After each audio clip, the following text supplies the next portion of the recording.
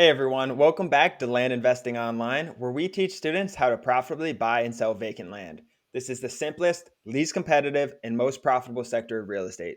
For more information, visit landinvestingonline.com. We have a free Discord with tons of successful investors. Come learn from the best. Again, guys, please like and subscribe this YouTube channel, Spotify, Apple Podcasts, whatever you're on. It really drives the business forward, and we appreciate that. I'm Daniel Apke, joined again by my brother and business partner, Ron Apke. Welcome, Ron. Hey Dan, good to be here. Before we start, let's go over a question from one of our members. I just bought the course and I'm excited to get started. What's the normal time frame to get my first mailer out? I want to hit the ground running and not overthink the process. So, Ron, first, before you go into this, I'll let you answer this, but explain what your if you're new listening here, so explain for what your mailer is. As far as what we do, is that what you're talking Yes. about? Okay, yeah. So what we do, if you guys haven't been here before or don't know anything, which is great. Like we're happy to have you here. You're taking a huge step by educating yourself.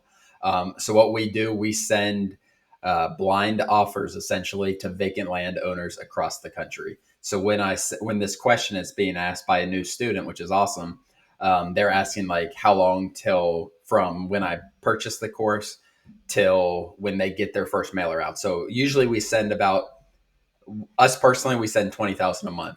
A lot of new members will send 3 to 5, somewhere in there, 1,000 a month. So hopefully your first mailer is about 1,500 mailers to 2,000 is what we advise. But that is 2,000 blind offers to vacant landowners to try to acquire.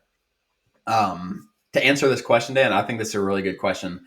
And I think the student's going to be really good. So I'm excited to see where they go. And this is the mindset opposed to just like joining the course and then not actually having a deadline. But I would put on your calendar, like put a deadline, like when do you want to finish the education? And throughout the education, what do we call them, Dan? I don't even remember, to be honest. Little things. We had things at the end of each module, like Action action steps. steps, is what we call them. Yeah. So do your action steps with the course. It's going to keep you on pace to getting that mail out quicker. Um, so as you finish modules, do the action steps and just have deadlines. Like I think doing this in 2 weeks is more than reasonable, to be honest, to get your first mailer out. Um, I'm a little bit of a go getter with that and might not think about it as much as you should, honestly. Like I'm not going to overthink things. And you're saying that in this question, like you don't want to overthink things. Put a deadline, whether it's 2, 3 weeks. Normal. I mean, it's hard to say normal, Dan. Some students will do it in a weekend and get their first mailer out. Other students want to educate themselves a lot. So it's really personal preference. But if you want to not overthink it, put a deadline for 2 weeks or 3 weeks or a month or something like that.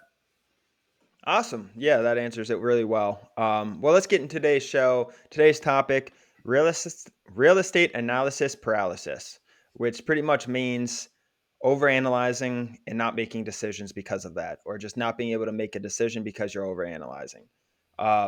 That's really what this topic means from my understanding. So let's just say for those who are newer, you like Ron just explained, you've sent out the mail and you got properties back, you got purchase agreement back, and you're doing the due diligence on them, right? So you're reviewing all the information, making sure it's a good deal, calling the county, confirming, all the different access and everything else that goes into due diligence that we teach in our course. But after you have all that information done, you still don't really know what to do and how to buy it. Ron, where do you go? Yeah, I mean, the reason, and I came up with this topic, the reason I wanted to talk about this is like we see this a lot. Like, yeah, you sent the mail, you spent money on the mail, you purchased the course, so you know how to do things. You get some purchase agreements back, and then like you just think to yourself, like, crap, this is $8,000 or $12,000 I got to spend on my money. Like, this is my life savings or something like that. This is scary to pull the trigger, and these students or these buyers, Dan, are going to constantly look for what's wrong with this.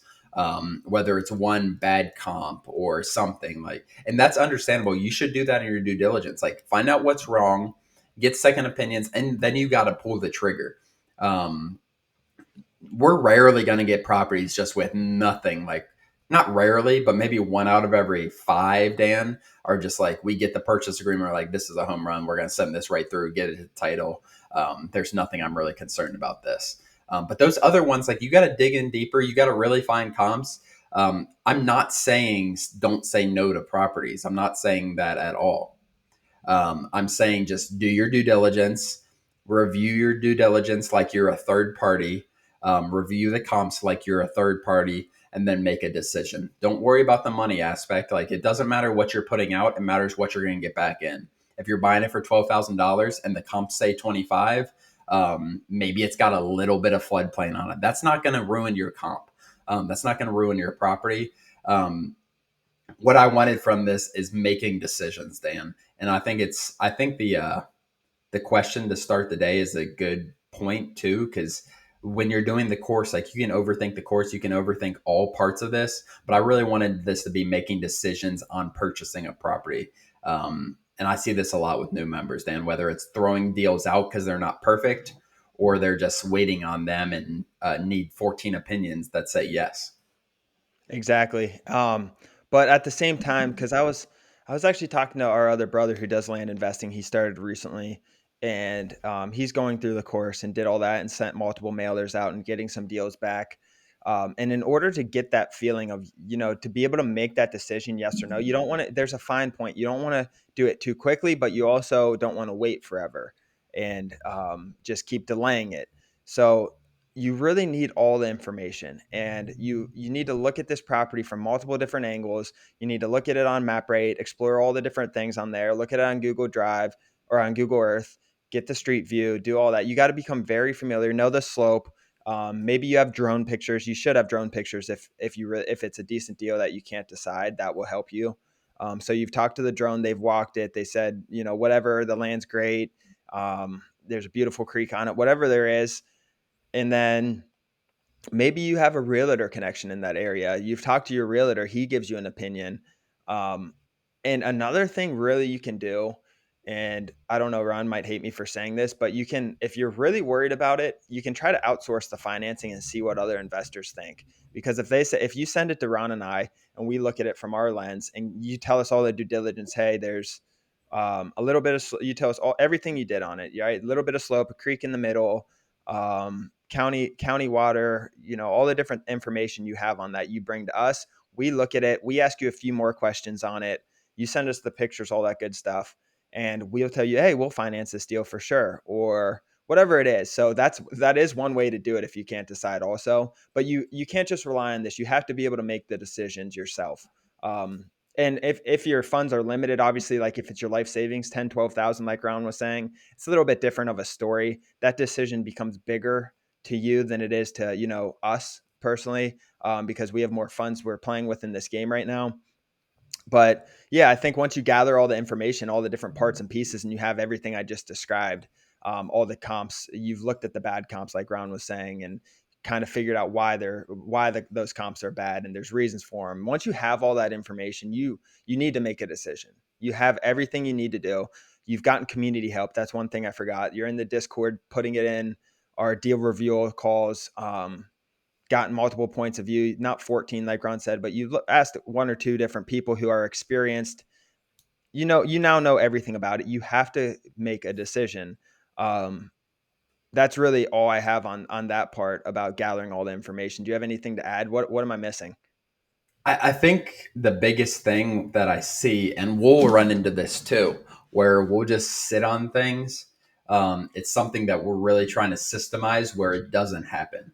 They're always, maybe you it's Tuesday right now. Maybe you do all your due diligence on Tuesday. Then you want to sit down and make a decision on Wednesday. Like, that's understandable. You just did due diligence. Like, you don't want to overthink it. You just want to kind of sit down and, like a third party, look at it the following day. That's fine. One thing you don't want to do is do it on Tuesday, do your due diligence Tuesday, look at it Wednesday, be like, I'm still not sure. Let me push this back to Thursday. I'm gonna look at this on Thursday, and then we're gonna have a decision Thursday. You, you need a step. Like, what's gonna actually make that decision be made on Thursday? Is it reaching out to Dan or I or both of us? Putting the deal in the Wednesday call, getting pictures. Like, there needs to be a next step That's what I see from students who don't want to throw away deals, but they also don't want to buy the deals. You need a next step, whether it's getting a third opinion, getting pictures, getting a realtor to walk it. That's what I see, Dan, and that's what I don't advise against, because that's going to be in the back of your mind, is that deal and that you haven't made a decision yet. Throwing away a deal for me honestly feels as good as sending one to title sometimes, Dan, because it's just one more thing out of, like, I don't know what would have happened with that deal. Maybe it could have been good, but everything I learned from due diligence from my drone pictures told me to throw it away, so I did that.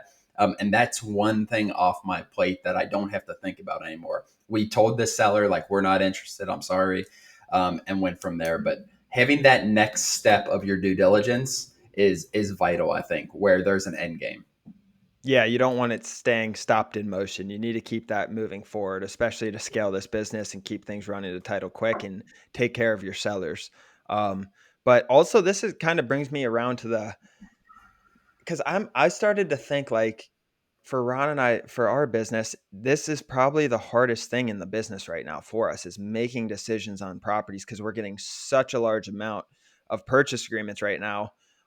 Making those decisions, honestly, right now is kind of our bottleneck, I'd say.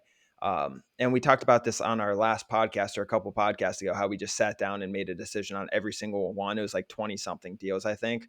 Um, and it's hard. It really is, especially when you're doing them in large volume and you have a bunch of them to look at and you don't have as much time to look at each individual one. It gets very difficult. In my mind, making a decision on your purchases when you scale is probably the hardest. When you're newer, it's easier, especially if you get financing and stuff. But it's one of the hardest things in this business model, I think, in my mind.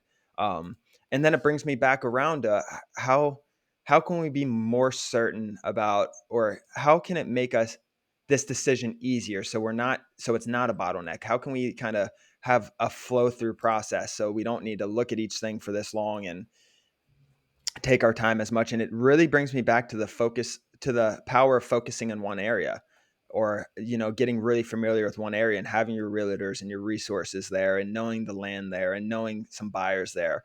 Like every property if every single family home that I ever looked at was in Cincinnati, Ohio, and say 45212 zip code, you can send me that property. I'll know in 3 minutes if it's good or not. But you start sending me out like Atlanta, Georgia, or California properties, I have no I have no idea. And in Cincinnati, I'm going to call my friends who are realtors and my contractors or whoever, my management company and all those other things, and know right away. So if our bottleneck is making decisions, one way to help that is to specialize in one area. And we're newer to the area, a couple areas we're going into right now.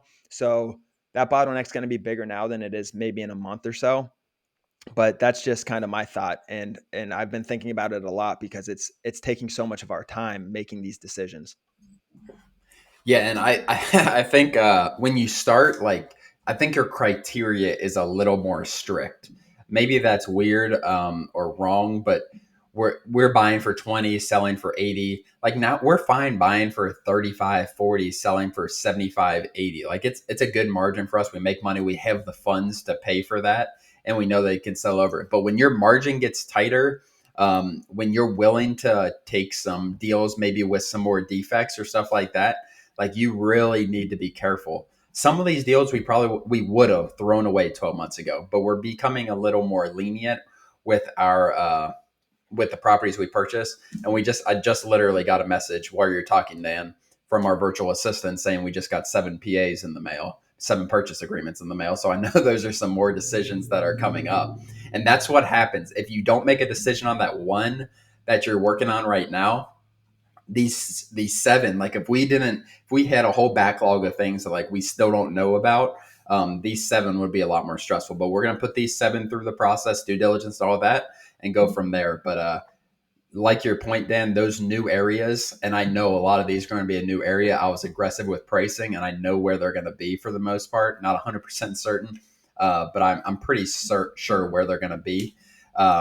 Those new areas are tough to make those decisions versus those. There are areas in this country that we specialize in that we can, like Daniel said, we can make a decision really, really quick.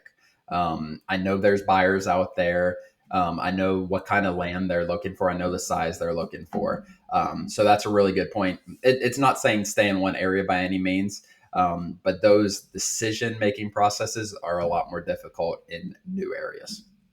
Yeah, and that brings me to one thing. I want to circle back to what Ron said about moving the deal forward, something I just thought about. So, different ways to move the deal forward. Maybe you need drone pictures. We've talked about this before. Maybe you're just uncertain because you don't have pictures of it. Maybe you're uncertain because you have a realtor. That next step needs to be get drone photos. And then when the drone photos come in, you can make a decision. Unless they're showing something else, then you need a next step again. But you need a next step. So, some things I'm thinking of that we always make a decision on. If we don't have drone photos of it, sometimes we'll send it to that. Sometimes we feel like we don't need the drone photos, so we just send it to title. Sometimes we send it to price negotiation, where we'll then call and when we send it to price negotiation, you really need to be certain on that price is going to work. I really think that's important for the sellers. So when we send it to price negotiation, we had one yesterday, I think. um, we put it for 15,000 for our salesman. Our goal, our target price was 15,000 and our offer was 19,000. We just couldn't make it work at 19. So he called and got the purchase agreement at 15,000. That was our next step. If he wasn't able to get that at 15,000, what's their best number they can do? It's probably going to be a no and close it out.